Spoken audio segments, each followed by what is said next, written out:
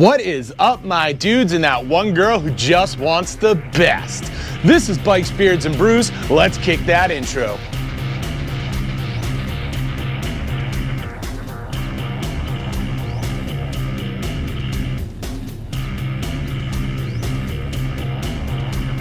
Hey guys, welcome back to the channel. Before we kick this one off, make sure you like, comment, subscribe, hit that bell notification. New videos are coming weekly. You ring that bell, you know when they drop. Let's get the other stuff out of the way. Want to save 10% on a Cardo communicator or save some money on some Beyond Riders gear or some Kemimoto gear? Then you should definitely check my referral links down below. Want to support me and all my do-gooderness like these cool guys here?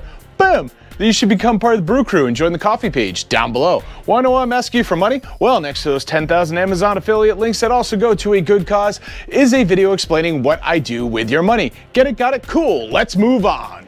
All right, guys, so today we're going to be talking about what I feel is the best Harley in the 2024 lineup. Now, I know a lot of you have been seeing like videos going on right now where everyone's like, this is the best bike right now, and 9 times out of 10 it's one of the CVO models. To no surprise, the people that are telling you this are also the people that have been invited out to Harley's, like, you know, little let's go ride around a track or whatnot, and that's what they're plugging. No offense to those people, I think it's absolutely awesome that they get that experience and they've gotten that recognition from Harley that's brought them out there and all this stuff, but let's be honest, the opinions are a little biased at that point in time. Now, obviously, I could easily say the Road Glide, and you know, that would be biased of me because I drive a Road Glide and I absolutely love it, and I absolutely recommend people get that bike. But no, I do not feel that that is the best bike that is currently in the 2024 lineup. So first and foremost, I'm going to give you a few bikes that I don't feel are the best, even though right now you see these things all over YouTube, all over Harley advertisements, just all over the place. So I'm going to give you a few reasons. I'm going to tell you why I don't like them. If you agree, if you don't agree, sound off down below. Let's have a conversation about this. So first and foremost, I'm going to take this one right off the board, and that is the CVO Road Glide ST. And there are quite a few reasons why I don't feel that this is the best bike that Harley is putting out at this point in time. I'd mentioned in previous videos, the Road Glide ST, when it was originally released, was $30,000 MSRP. And they specifically told you that this was supposed to be a platform bike that you built up, customized, and did up the way you wanted it to be done. From day one, that always annoyed me. You should never have to drop $30,000 on a bike that they have literally told you you have to finish, that they have literally said, here you go, this is the basis, now go spend a bunch of money to finish it off for us. That was the most mind-numbing thing I heard when they did that announcement back in the day. I could not have been more just dumbfounded by Harley when they came up with that, like, that script, and thought that was a good idea to present to people. Although people did buy into it, whatever, that's their thing. Anyway, the new CVO Road Glide ST has been finished off, and this is coming in at $43,000 MSRP. So I'm not including tax, title, docs, setups, whatever your dealership might be charging for the final price out the door. I'm just going to give you the MSRP for this and all the other bikes. But with that $43,000, let's be honest, nobody keeps a Harley stock. There is stuff that you pop onto that bike. There are adjustments you make, tuning, different like seats, bars, whatever, what have you. So by the time you start getting into customizing this bike, and this is without tax, title, doc, and out the door fees and all that stuff, you're looking at closer to $50,000 to $60,000 to finish off this bike in the way that you want it. I have a very hard time justifying $50,000 to $60,000 when I can buy a pretty nice sports car for the same price. I don't care how many arguments you want to give me about fit and finish. When you're telling me that this like motorcycle that has like what 120 horsepower is like equal in price to like a 500 horsepower Mustang, you're nuts. You are absolutely nuts. I'm sorry, but I understand that Harley grades on a curve, and like there's definitely that Harley bubble you gotta to kind of live in to accept the prices and stuff, but this is just a bridge too far. So for that reason, no, the Harley CVO Road Glide ST is not a bike that I feel is the best bike that Harley has in 2024. Next up, we have the Lowrider ST. Now, before the Road Glide ST, the Lowrider ST was like the bike. That was the bike everybody wanted. They were running out, they're buying it, getting in their garage, making all kinds of like social media content with it, building it up, making it performance, all that stuff. It's a fairly nice looking bike, but I do have my reservations about this. Now, the Lowrider ST is $24,000 MSRP. Again, tax, title, dock, out the door fees, those are going to be additional, so we're not going to get into that because those do change from state to state. Quite honestly, my biggest issue with the Lowrider ST are those damn bags. Like, those lopsided, ugly ass bags are just absolutely horrible. So when Harley was designing this, they decided they were going to go for the 2-into-2 exhaust, and I get that. That's what they do with a lot of their bikes and all that stuff, but then they decided they were going to make one bag longer than the other. And let's be honest, when you're buying a Harley, that exhaust is one of the first things to go. And this Lowrider ST really does look better with a 2-into-1 or a better 2-into-2 at bare minimum. So to design around this dual exhaust that you know nobody is keeping on the bike, and then making it so once you go 2-in-1, it's even more noticeable that you have these lopsided bags, was just a horrible design approach for Harley. They really should have either just made both bags shorter so it was even, or they should have did something a little bit different with that exhaust. Maybe use the 2-in-1 that they're using on like their Sportsters and stuff, something similar to that where it goes like 2-into-1. It's still a crappy exhaust, but it can be removed, and then you would have even sized bags. Nonetheless, this kills it for me, because one of the things that you're always told is if you get off your bike, you start walking away and you don't want to look back at that bike and really just appreciate what you have, you got the wrong bike. I'm sorry, but lopsided bags, I'm out. I'm tapping out. I can't do it. It looks even worse because the shorter bag is on the right side. So when the kickstand's going and the bike's leaning a little bit, it looks even shorter. I can't do it. I can't, tapping out, can't do it. All right, so next up, you might be thinking, because liquid cooled, more horsepower, all this stuff, the redesign, Nightster or the Sportster Sport. It's basically the same bike. They do a little bit of, you know, a little bit more here, a little bit less here, whatever. I chose the Nightster on this one because it is $12,000 MSRP. It's currently the cheapest bike that they have going.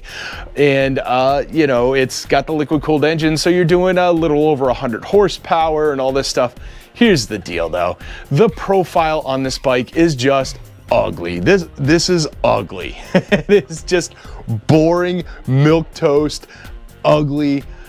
I don't know what they were thinking there. They could have did a much better profile on that bike. It's just kind of there.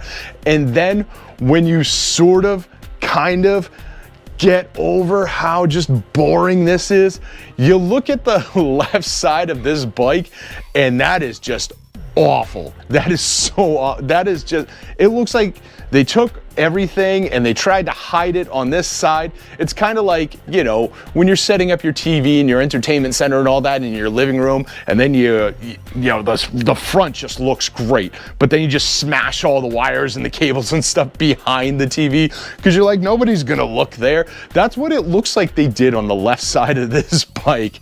So this bike is just small, it's boring looking, it's just not, it doesn't scream Harley to me. There's nothing really here that excites me. And I guess right here is a good time to say that everything here is my opinion. If you agree with it, great. If you don't agree with it, also great. Sound off in the comments what you think is the best bike Harley's got going right now and why. So let's move on from there. All right, so clearly I'm not gonna run through the whole list of bikes that Harley has and why they are or are not the best. I'm just gonna jump to the bike that I feel like is the best in the Harley lineup right now. And that is the Street Bob 114, coming in at $17,000 MSRP. Now that might shock some of you because I never talk about this bike, and let's be honest, this bike kind of gets treated like Bruno. Nobody talks about this bike. It's just kind of off to the side. And that's because, quite honestly, there's really nothing special about it going on right now. There's no big promos to it. There's no famous people riding around. There's no push behind it. There's nothing. But here is why I think it is the best bike that they have. First and foremost, it still is close to an air-cooled V-twin that Harley has. It has the 114. You can easily drop a cam into this, change out the exhaust, throw the tune on this, and this is going to sound like a very mean bike. Also, the 114 is a great, solid, tried and true engine that, for the most part, Harley has worked out pretty much all the bugs. There's obviously, you know, little things here and there because it's Harley, but overall, this is a solid engine. And the great thing about this engine is it is so diverse because you could do so much with it. The 114 right out of the box actually has some decent power. And again, you could drop a tune onto it. You can change out the exhaust. You can throw a different air cleaner on there and you can tune it and you're going to get more power and more sound. And that's great. You can do all kinds of stuff to this engine all the way up to a 128 big bore kit where this thing is really going to haul and you can, you know, shred up some tires if that's what you want to do. And I think that is absolutely awesome, because that still keeps with that whole blue collar mentality of Harley. First off, this isn't a hugely expensive bike. Now, true, there are cheaper bikes in the lineup and even cheaper bikes with this sort of engine. I'm talking about the Softail Standard. That comes in at $15K MSRP. I decided not to choose that bike for a few different reasons. One, I'm not a big fan of chrome. The Street Bob 114 comes blacked out. The Street Bob also has the 2-up pillion pad. It has your rear foot pegs already installed. The Softail Standard does not have those things. The Softail Standard also uses the 107. I personally have a 107 in my bike. It used to be a 107, it's not anymore. But yes, I started with the 107. I think it's a great engine. I think it's a solid engine. Again, I went with the 114 only because you can build that thing up a little bit bigger. The 107 stops at a 124. The 114 stops at a 128. Yes, you can go bigger than that, but then you're just building a grenade under yourself and your bike is gonna have a much shorter lifespan. That's up to you. I'm not here to be your babysitter. You do you, bro. The other cool stuff about the Street Bob 114 is it is just so versatile. You can do anything you want with this bike. And the great thing is you can grow into this bike as well. So you could buy this bike, you can ride it around as a bobber for the time being, and then as your tastes change, there are so many options for this bike. If you go into Harley's, like, you know, aftermarket page, whatever you want to do, like parts options for this bike, it is 19 pages deep. Now, let's be honest, they're not all bangers, but there is a nice mix of different stuff you can do with this bike, from like turning it like performance stuff, from just like aesthetics to actually doing utility stuff, so like traveling and stuff like that. They have a great mix for this bike. You want floor pegs, you want floorboards, you want highway pegs, you want highway bars, you want heated grips, you want fairings, you want bags. All of it's there. It is all there. It is just so broad. And it doesn't stop there, because the third-party market is huge for this bike. You could choose all kinds of different exhaust, suspension, seats. Like, you know, you go over to Saddleman, you're getting a seat for this stuff. You go to Thrash and Supply, you can get pegs and floorboards and all that. You can throw T-bars on this thing. There is so much you can do with this. You want this to look like the Lowrider ST, but you don't want those lopsided bags? You head on over to Advan Black and you buy the ST fairing and bolt it right on. It comes color matched. You don't even have to worry about that part. And then you go get some even bags and you put them on the back. You can drop the speakers in that they use for the Lowrider ST fairing, or you can go get a Plex Audio speaker package. There are so many options with this bike. It is great. I love the fact that it has, when it comes to a Harley standard, a very palatable entry-level price, and then it has so much in the aftermarket for you to do whatever you want to it.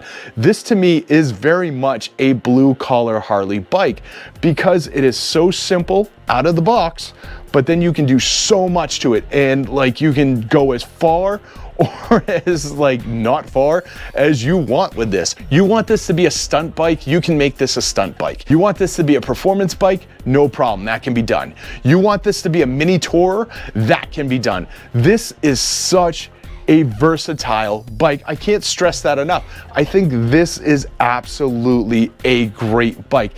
This is a bike that you really should be checking out and considering if you're coming into Harley for the first time, if you're looking for a second bike that you can kind of like tool around with and do other stuff with, if you're looking for something smaller and lighter, like maybe you have a bigger bagger right now and you don't want to use that to bomb around town. This is it. This is a great bike for just any purpose. And the great thing is you buy this bike, like I said, you make a few changes to it right out of the box to make it sound a little better, because let's be honest, it's gonna sound like crap. And you know, put some LEDs in it because it doesn't come with that. And you've got a great bike. And then from there, you just make subtle changes. You build it up however you want. This thing is awesome. This is the bike that more people should be talking about. This is also running the monoshock system, so it is a soft tail, which just makes the suspension a little bit better. But again, you can upgrade that suspension as well. Like, there is just so much good stuff going on with this bike. It's great. I love it. All right, guys, so that's what I've got. Do you have a Street Bob? How do you like it? What have you done to it? Do you wish you bought something else instead of that? Sound off down below, let me know. And you know, again, if you don't agree with me, throw down in the comments what you think is the best bike. And I get it. Let me just head you off at the pass. There are other companies making other bikes similar to this that are cheaper and stuff like that. I am honestly standing in the Harley bubble when I am talking about this, and I understand that, you know, there's going to be some comparisons to some Indian bikes out there that also are very similar to this, but let's be honest, Indian does not have the aftermarket support that Harley does, which is why the Street Bob, in my opinion, absolutely blows away the competition that Indian puts up against it, just because, again, you can do whatever you want with it. It's awesome. But yeah, sound off down below. I'd love to hear it. And don't forget to like, comment, subscribe, hit that bell notification, share this video with friends, share it with family, share it with that one dork, you know, just spent like $50,000 on a Road Glide ST. Why? Loves this stuff, trust me. And I'll see you all on the flip side.